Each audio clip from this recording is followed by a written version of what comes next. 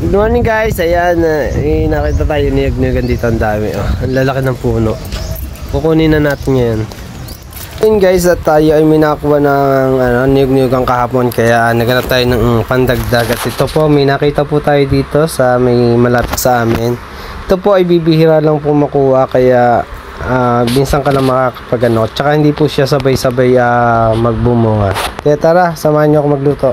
Ayun guys, nag-prepare na nga ako ng mga ricado. Ayan po yung ating gagamitin. At saka nahiwa na po natin. Medyo madami po yan, kaya dalawang kata po yung ating binili. At saka ayan, tinapa, diles. At ayan, nag-umpisa na po tayo mag-isa. So ayan po, request po yan ni madam. Yan, dinamihan ko po ang siling green at saka siling pula. Nilagay na po natin yung niyog-niyugan or lubi-lubi. Ayan.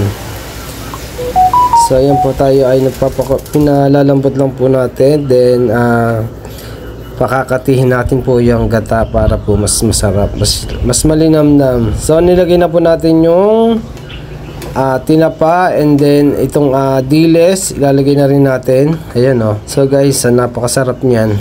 Talaga namang mapaparami ka ng kain mamaya. Don't forget, please like and share guys. Ayan, salamat. Dalawang gata po ating inilagay dyan para mas malinamnam.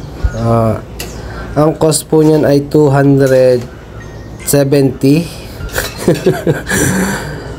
Wala pa po yung karne, kaya ang gulay ngayon kahit pinupulot mo na lang sa pero yung ricado ang maabot din ng malaki. Kaya yan po, malapit na po siyang maluto. Ayan guys, tara, salamat, kain tayo. Ayan, salamat guys, thanks for watching. Don't forget, please like and share na rin guys, and follow nyo na rin po ako sa aking Facebook and YouTube channel. Thank you.